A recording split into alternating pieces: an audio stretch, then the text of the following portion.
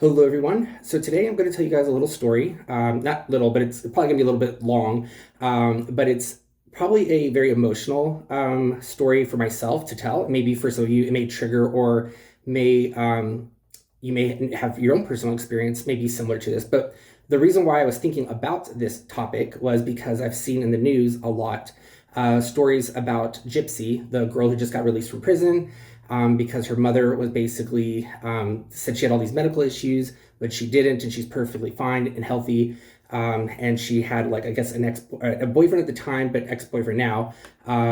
Take care of her mother permanently, and so there's a lot of stories going around about that. She's doing a lot of interviews, and it started to make me think of my own personal experience dealing with that. So before I get started in telling you my personal experience, I want to first let you guys know that the the situation that I went through, I was 10 years old. I'm 38 now, so it's been a long time. And I haven't really discussed this conversation with very many folks because, one, it's not something you bring up every day, but two, it's something that I've tried to not think about or remove myself from that situation. But I feel like it's been enough time, and I also feel like why not document it so that at least there's a record of it, and whenever I pass or move on or whatever, there's at least some kind of record or dialogue of this conversation that's happened, so people in the future can at least maybe learn from it. Whatever, I don't know, but at least I wanted to keep a record of it on file here on YouTube, and also because I at the time I was kind of worried. I would never have wanted to make a video like this because I would have been worried that the people that are involved in this conversation or this story would have been mad or get upset, or I don't know. Like, I didn't want to upset my own parents, like trying to tell my story of what happened. Even though when I say my parents, I mean my mom and my stepdad. Those are my parents, like, because they've been with my life since I was, since I was a baby. Like, they raised me.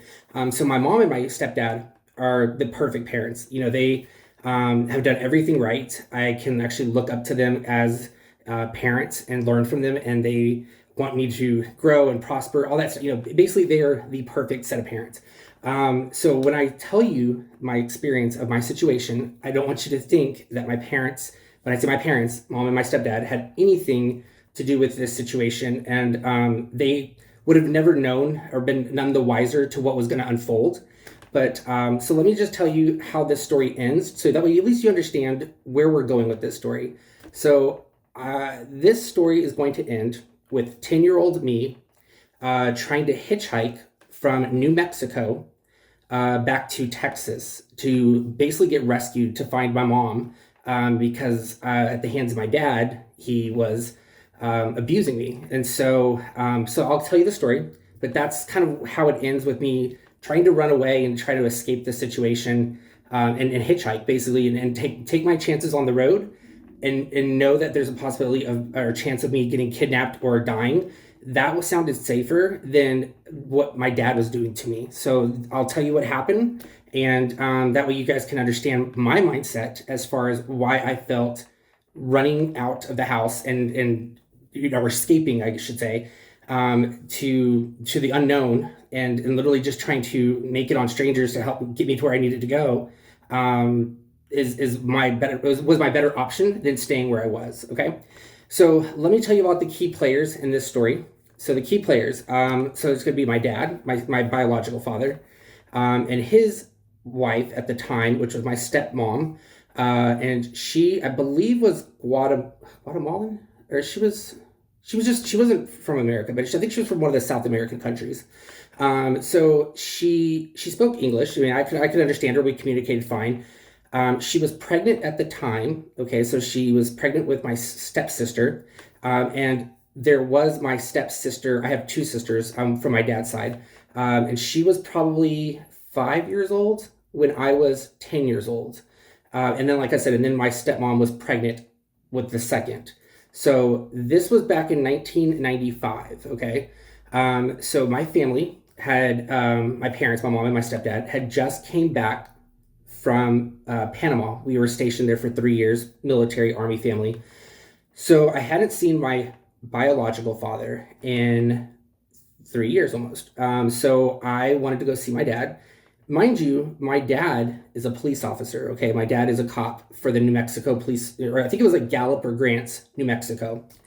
And so my dad, being a police officer, I looked up to him. I thought he was the best father ever, right? You know, like as most little kids or little kids would look up to their parents. And I had no reason to believe my dad would snap or like be this way, right? So my mom set me on a flight at 10 years old from San Antonio, Texas to Albuquerque, New Mexico. So I went out to go visit him, and right away I could tell there was just something, just not like what I remember him being from years ago, but still, like it just seemed a little off, right? Um, not picking up on what was to come, but I stayed there for 3 months total. I mean, maybe it was like a little less than 3 months. My stay originally was only supposed to be for, I think, about a month and a half. Was my return flight to go back home, right? So once we got to his place, I know. And by the way, if I start to cry or if I start to like get emotional, I may have to pause it and come back because I really have never talked to anybody about this. This is my parents wanted to put me in therapy right after this situation or right after this happened. I didn't want to at the time. I just felt I felt that it was too hard to talk about. I didn't want to discuss it. I wanted to move on and I wanted to forget it. So now looking back as an adult, I think maybe it was probably not the best decision. Like maybe I should have discussed it more as a kid, but what are you gonna do? So moving on. So then I remember when I first got there. It was like I said, it was my sister, my stepmom, and my dad. And my dad still had to go to work every day, so he was basically, like I said, a police officer. And he would go to work, and he would leave me with my stepmom in the house. And when I say house, it was like a trailer. I think it was like a trailer, a regular trailer, like a trailer park. And so he lived. That's where he lived.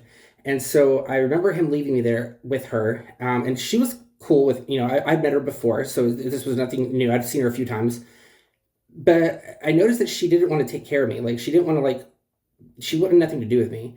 And by the way, I still talk to my sisters. Well, I've talked to one of them since all this has happened. I waited till she turned 18 to reach out to her. And if she sees this, I mean, I don't care at this point, but it is what it is. It happened.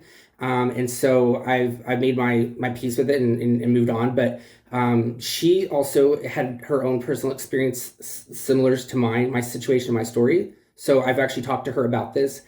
She doesn't know I'm making this video, and it sucks because I'm basically talking about her parents and what really happened. But if she sees it, then she sees it because this is what really happened.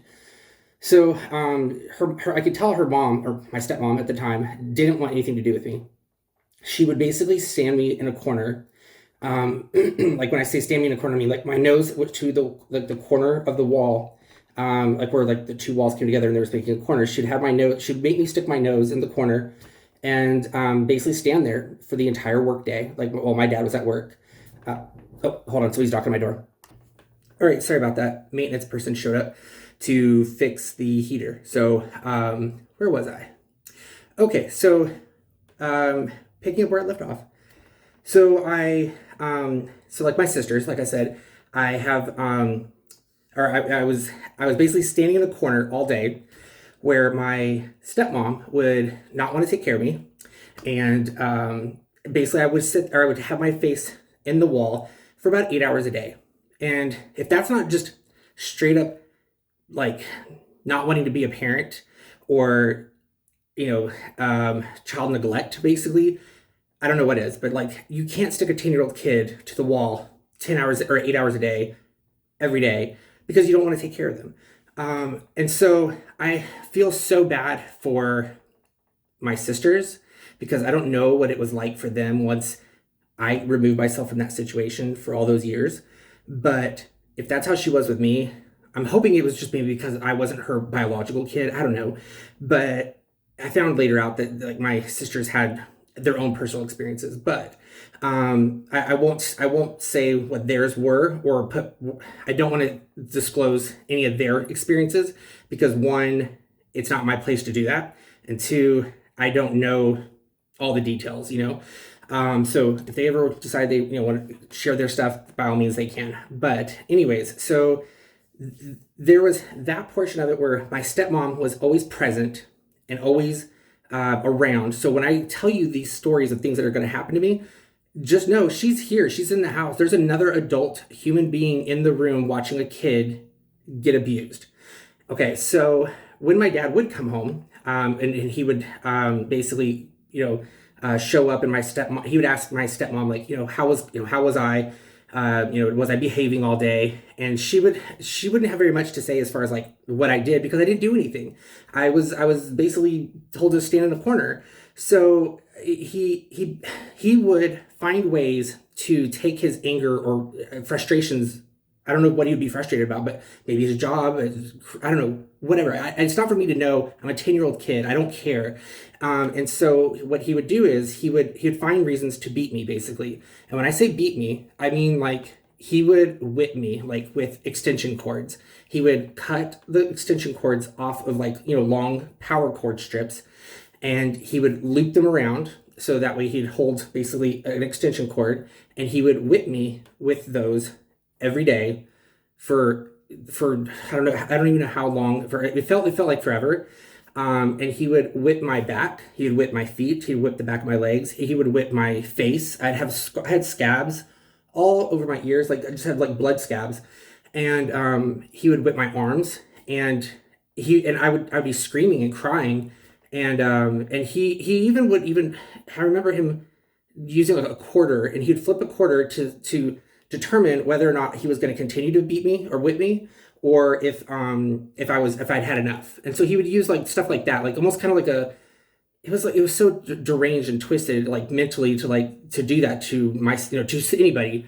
But he would flip a quarter. And I remember one time I was what he would do is he'd be in a chair in the living room, and I would be over the ottoman, like the foot ottoman, like kind of like bent over it so he could whip me from the chair. And then I remember looking at the TV. There was a TV right in front of us, and it was off, but I could see, because it was black, I could see the reflection or the silhouettes of us. I could see like our reflection in it. So I could see when he was about to hit me, and because I could see his arm go up, and he noticed that I would flinch, and he was wondering like, how would I know that I was about to get beat, or I would flinch right when he was lifting his arm. And he realized I was seeing him in the TV. So he got mad about that. Like he didn't want me to see when it was coming. It was so bizarre. And so he did that for days and days, and he'd punch on me, and he'd actually saw off he would saw off a broomstick, like when you sweep like a wooden broomstick. He would saw that off, and he used it as like a running stick, and he would use that. So when we would go running every morning, he would wake me up at like 5 in the morning or something, some ungodly hour, and he would wake us all up to go do like physical therapy runs or PT runs, like around the neighborhood, like a mile or 2 runs. But he would wake me up by beating me over the head with that wooden broomstick. And I just remember I'd always be so scared to go to sleep, because I knew when I'd have to wake up to, and it was almost like, whenever you hit your head so hard that you see like stars, or like you black out, or you see like flashes of lights. That's what I remember happening to me as he would beat me with the wooden stick over my head. I just remember every time he'd hit me, especially after it happened for so many days on and on, it wouldn't take very much at all for like just a slight tap, and I could almost feel like a blackout, or almost like because it was like he was re-injuring spots on my head from like the day before, So, and he would wake me up that way, and so. And I remember I would go to bed hungry and starving, and I lost so much weight during that time, because everything I would eat, I would just bring it back up, because I was just so depressed, and so like I was not in a good mental place, obviously. So anyway, so then we would do these runs, and if I would slow down or whatever, he'd hit me and beat me with that. And you're probably thinking like, Carlos, why didn't you reach out to your mom? Why didn't you like ask for help? It's so hard to like when your dad is supposed to be somebody you trust, and he's a police officer. And I even remember asking him, I said, isn't this child abuse? And I remember him specifically saying, he was like, look, he's like, I'm a cop, I know what child abuse is. And he's like, this is not child abuse.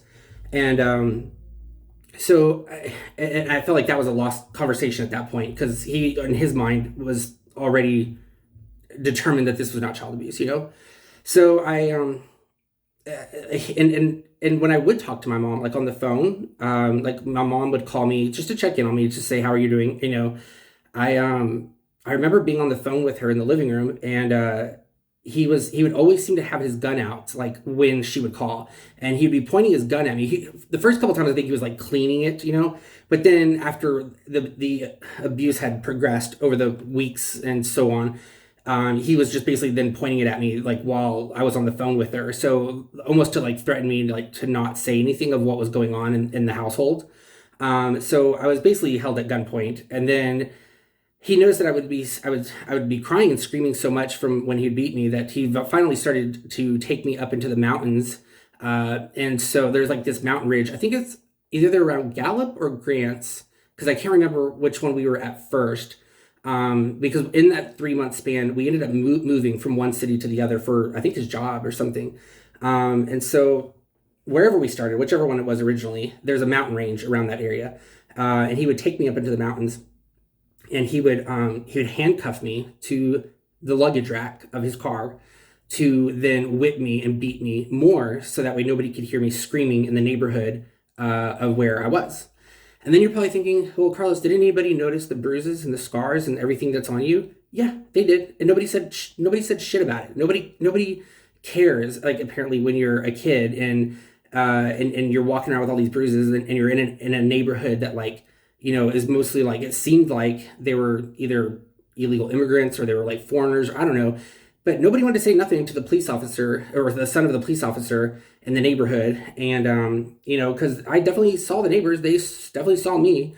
And I even, one family member, I remember we went to lunch one time and I had a black eye, and he wanted me to tell that family member that I had fallen from the bunk beds and I hit my eye or my head on the bottom bunk. And that's the story we were going with. So it was, to say the least, it was a very traumatic experience. Um, just so you can understand even more of the things he did, I'll just kind of flash through some like quick memories that I have. So at one time or one point when we moved to the new location, we were in a new trailer. It was a brand new. It was actually quite nice. Actually, he used to get a belt and tie it around my neck, and then he would basically, we would be back to back, you know, like our backs together, and so he would lift the belt over his shoulder and basically lift me up, in the process knocking me out, and I would wake up to him with his knee in my stomach and basically like trying to, like, you know, basically beat me up while I'm knocked out on the floor. So basically he would continuously do this, like he would do it over and over, and I would fall to the ground because I would be knocked out. I had no blood or oxygen to my head. So he would do that numerous times, and I just remember, all I remember is always waking up on the floor. I don't ever remember going to the floor because I was already knocked out. So clearly at some point I had to have fallen, and so I just, every time he would do it, I just remember waking up on the floor. And then he would watch me like shower. He would had this like obsession with me showering like all the time. And he'd be like, "No, you're not clean enough. Go back and do another shower."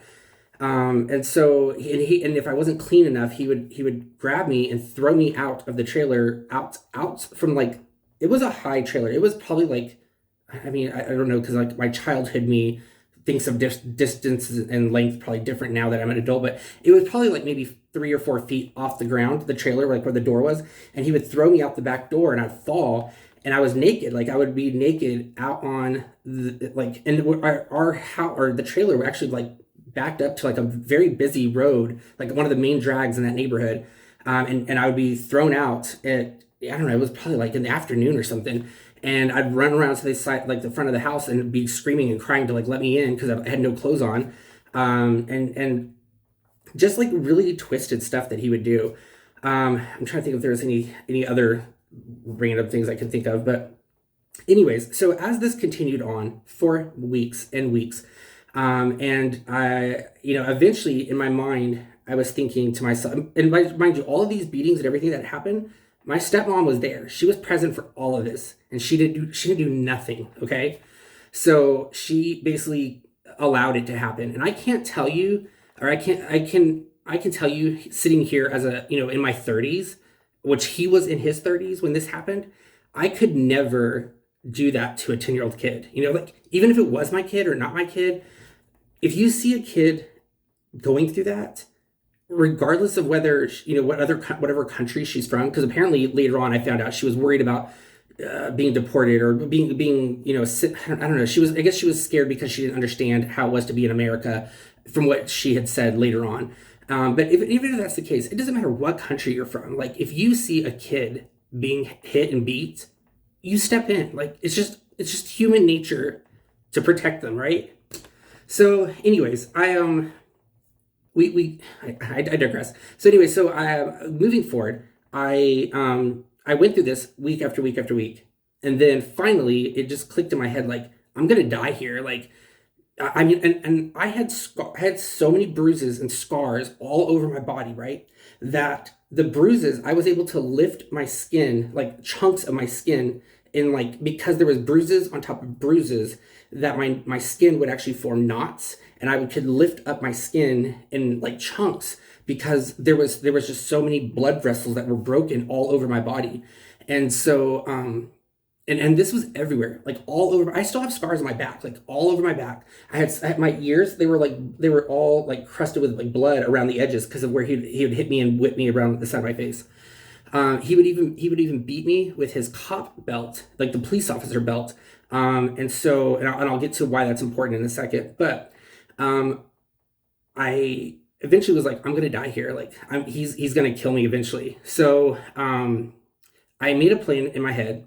I needed to get back to Texas. That's where my mom was. I needed to get back home. So I made a plan in my head. I'm going to. So I made a plan to escape. Like, I needed to get out of there. I needed to get back. And my thought was, okay, and mind you, I'm 10 years old, okay? So in my mind, I'm thinking New Mexico and Texas, they're very close to each other. On a map, it doesn't look that far. Like, I could walk that. I could walk from Albuquerque, New Mexico, back to San Antonio, Texas, okay? I know, when you're going through what I was going through, it's probably not, you're thinking, like, that's so dumb. Like, you can't walk that distance. I didn't know. Okay. I was like, I'm gonna hitchhike. I'm gonna find a way. Somebody's gonna give me a ride down the highway, get me to Albuquerque, and from Albuquerque, I'll get to San Antonio somehow. Right. So as a 10-year-old kid, I decided I'm gonna venture off. I'm like, so when he went to work one day, I decided, that's it. I'm done. And I was going to, my plan was, I was going to get to the edge of edge of town, because I knew at the edge of town there was a mountain range, and I was going to sleep up on the mountain the first day, and then continue on my way to Albuquerque, just walking down the highway. And that was my plan. So I decided to leave, and I'm walking down I left. I just walked right out. I didn't care. My stepmom was in the house. I didn't care. I just walked out. And so I started walking down the neighborhood, and all of a sudden, like, I probably didn't even get but maybe 20-30 minutes, out on my own, and I just see my dad pulling up in his police cop car, and he's like, get in the car. And I was like, so he takes me back to the house, and he's like, what are you doing? Don't be out here running around. So anyways, as soon as he leaves, I leave again. I'm done. I go. But this time it's closer to night. It's like probably closer to, like, dusk. It's just the sun setting, and it's almost kind of dark, right? And so my mind was, okay, I'm going to get to that mountain range. And it just so happened that there was a golf course right near the mountain range. And so I went to the golf course, because I was like, I'm going to go get water from the clubhouse. And then when I get the water, I'll just get maybe a cup of water to go. And then I'll go sleep up on the mountain, and then continue my journey the next day. Well, it didn't work out like that. So I show up to the clubhouse, and it's locked, and I knock on the, I guess I could see people in there. It's a glass door, and I was like, okay, can you please let me in? I said, I just need to get some water. And this lady was like, yeah, come on in. And she's like, and I started drinking from the water fountain, and she's like, is your dad out here playing golf? And I said, no. I said, I'm just here to get some water. And I said, and then I'm going to the mountain. I'm going to go sleep up on the mountain. And she was like, wait, what? So I said, yeah. I said, So I'm trying to get back home. And so then she said, and I'm pretty sure it wasn't it wasn't obvious to me how many, like, all the bruises and scarrings that I probably had all over my body, because I had just gotten used to them at that time. Like I probably looked a mess to somebody. If you see a 10-year-old kid just covered in bruises, you're gonna say something. So she was like, no, no, no. She's like, I need you to come with me. Like, she's like, come to my office. And I was like, all right, cool. So I go into her office, and then she sits me down in this clubhouse, and she's like, and I just remember her being like, all I remember is her blonde hair. Just like, she kind of, in my mind, looking back now, she kind of reminded me of like a Dolly Parton, kind of like in my mind, just like big blonde hair, super like pale white, just really really sweet. So in my mind, I'm thinking like Dolly Parton kind of look. And so she's she asked me, she's like, what's going on? She's like, where are you from? Like, where are you coming from, and where are you going? And I said, I'm leaving my dad's, and I said, I'm trying to get to my mom in Texas. And she said, okay. And she said, she's like, what's, and then I think she started bringing up some of the scarring and bruises all over my body. And she's like, I'm going to need you to come home with me. She's like, because something's not right. And she goes, my husband is a police officer.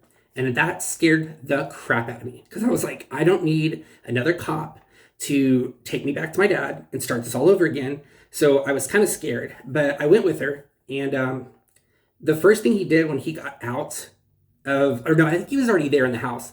When she took me to her house, he came out like out of the bedroom or something, and she was like, "Honey, we got a guest." She's like, "So make sure you're dressed." I remember her saying that. She's like, "Make sure you're dressed because we got company." And so I remember him coming in, and she was kind of filling him in on everything.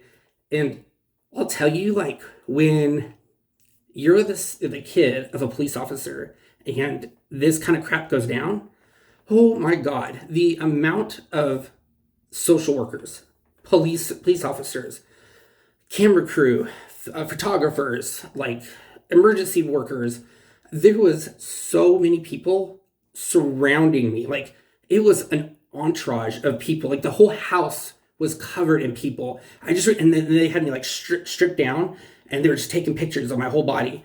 And I was like in my underwear basically. And they're just like pictures, and videotaping and documenting everything. And they wanted to know who my dad was. And I remember hearing on the radios, like on all the cops that were around, I remember my dad's voice on the like walkie-talkies they use. And I remember saying, like, is that my dad? Like, on the is that my dad on the radio? And they were like, yeah, that's officer, and then his last name. I'm not going to say his name on here. And so they were like, yeah, that's officer so and so. And I was like, and I could tell in his voice at that moment, he knew I had been found and that something was up, because in his tone of voice, it was so obvious. Like, it was a very depressing sound. Like, he was saying something. I don't remember what it was, but I just remember him sounding defeated or sad or like, I don't know, like, it was not like him, right? So when I heard that voice, and I was like, he knows, like, because I think what had happened is that they had announced that there had been a child found, and everybody was called to that scene but him, so it was like, what are the odds? Your kid just ran away, and now everybody's included in this little huddle, and you're not invited. What's up with you? Like, so I think that that's what happened. And but so the reason why I was telling you about the belt becomes important because when the husband of the woman who found me, the husband that's in the house, he comes out and he said, he's like, "Oh, your dad's a cop." And I said, "Yes." And he could see the scarring all over me. And one of my shirt was lifted up on my back. He gets his, like, on a cop belt, there's brackets, or there's little like buttons, and there's 9 of them. There's like 9 snaps, and they all like lock in like 3, 3, 3, like in a row, and they attach and they snap in to basically hold up their police belts, with all their gear and stuff that's on it. And he was able to line the belt with the snaps, like the holes. He was able to line those up on my back to holes on my back. And he was like, your back is covered in holes, like there's little, like, bruises basically, like outlines of it. And he was like, I can match my belt to all these holes all over your body. And he's like, your dad's been beating you with a cop belt. And so when he said that, it really like I knew he believed me. Like he knew it was legit, and that it wasn't just like I don't know. Like I felt like I was validated at that point. So, anyways, they take me to like a foster care family because this was like 1995. Okay, so like we internet was like just being invented. So they needed to like show record or proof that my parents in Texas had legal custody or rights to me. So with them putting me in foster care or foster like a foster family for like a day or two, while my parents in Texas went out. I believe they got a modem, which was like unheard of back then. It's like this like a modem like it was like probably the first modem in their neighborhood. So because the internet was like a scarcity back then, so they went out got a modem from what I remember, and they sent over documents or something to show that they had like legal guardianship over me or rights to me or something like that. But as soon as that got over, because originally they said I think it was going to take several days for it to arrive in the mail, and my mom and my stepdad were like, no, no, no, like we'll get it to you. We'll go get a modem and we'll get it to you now. So like I'd already been through enough. They wanted me home right away, like on the next flight, and that's what they did. And so I think I only spent like maybe one night at this foster family's house. They were great, like good family, whatever.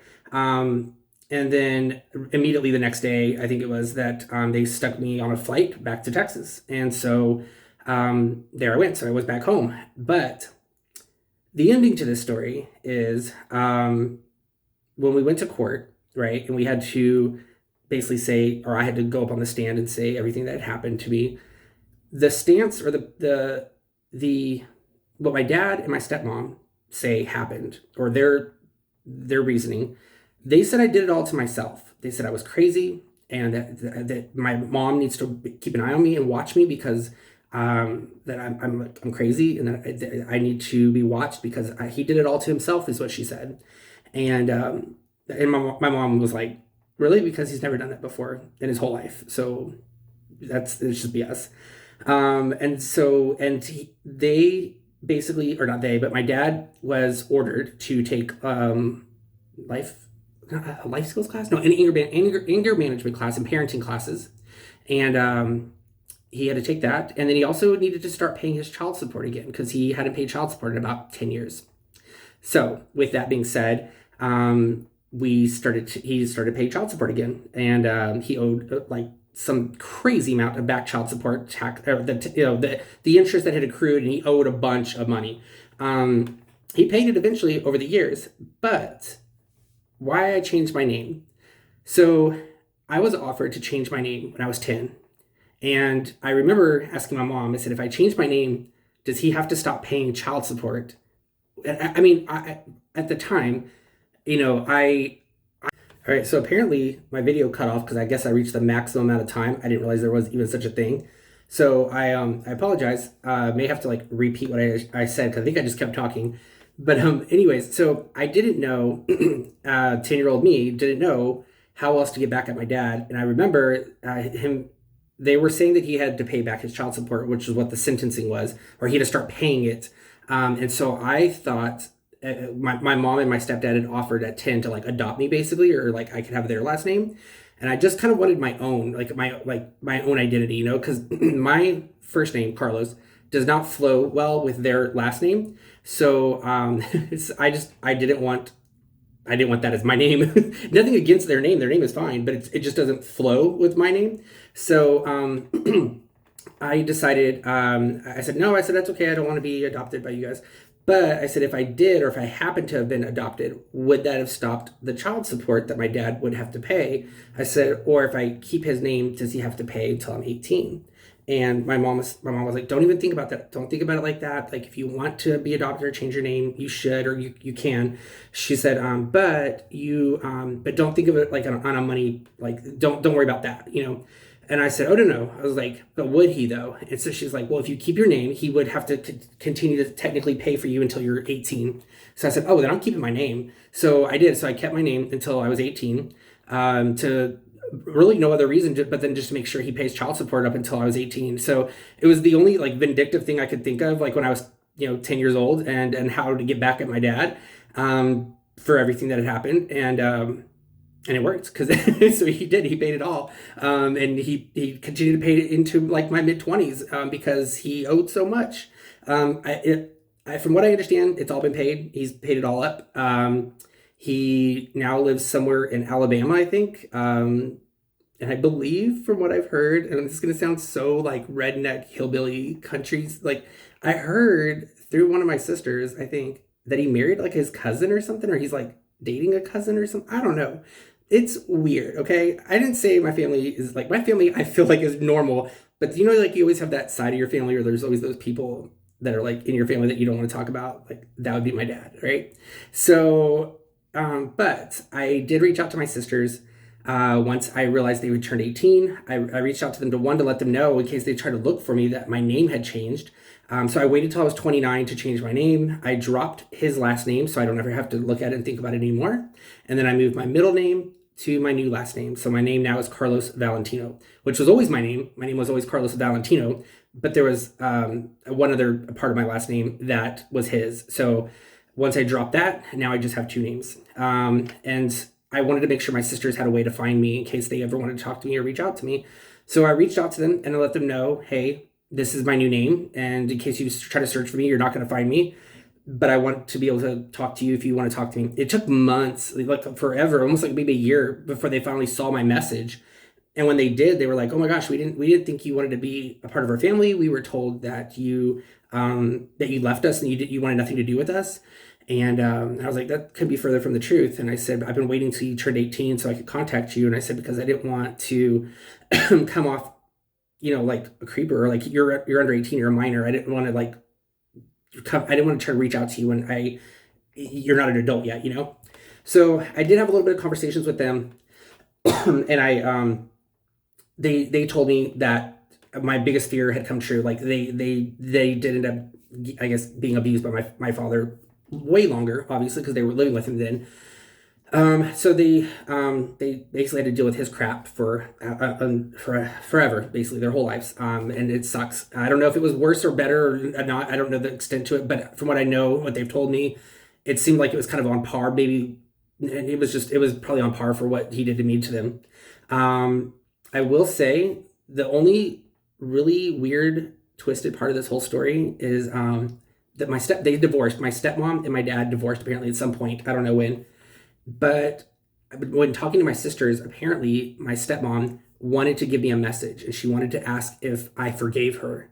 And she said, can you please ask him if he forgives me for what I did? And I told my sister, I said, look, I will never forgive her for what she did. Like, for not even so much as like, she didn't do very much, but she stood there and let it happen, like she engaged in it, like, and was a witness to it all and did do nothing. So she is just as much guilty for everything that happened as my dad. And I told her, I said, you tell her I'll never forgive her, and I want nothing to do with her. But it is what it is. And so apparently, and I don't want to say I feel bad, but they gave her that message, and like the next day, from my understanding, she passed away in a car accident. I think she got T-boned, from what I understand, in a car accident where she was the passenger, maybe. So it's just so weird and ironic that like one of the last messages I was able to give to her or like tell her, and obviously not knowing that this was going to happen, like, so it's just odd that it happened like that. Like I was able to finally give that, even though it wasn't a good message, and I don't regret saying that, because it's true. I don't forgive her, but it's weird that like I was able to give that to her right before that happened, and it's just ironic of like how life works, this just how things are in the world. But anyways, that's my story. I know I'm like been talking for about 40 minutes, so hopefully you guys understand where, or can understand a little bit more about me and my life. But I also, like I said, I wanted to just kind of tell everybody my story, my personal story, my experiences. And I hope, because I know a lot of people, when they probably watch this video, that do not to in any way my parents, my mom and my stepdad, have anything to do with this. They were blind to it all. They had no clue, just as I had no clue going in that situation that this was going to happen. We didn't know. We didn't know that that was what my fate had by sending me to my dad. Like, there's no way we could have known. And they did everything right the whole time. Like, after everything happened, they tried to put me in therapy. They did everything that they could for the situation that was at hand to get me back to being safe. So that's all I can say. If you guys have questions or your own personal thoughts, feel free to write me or leave them in the comments. But yeah, so that's my story and of my personal experience going through child abuse. Although it was only 3 months of child abuse during the once crazy summer, it felt like that 3 months was like forever when you're going through it, you know? All right, I'll talk to you guys later. Bye.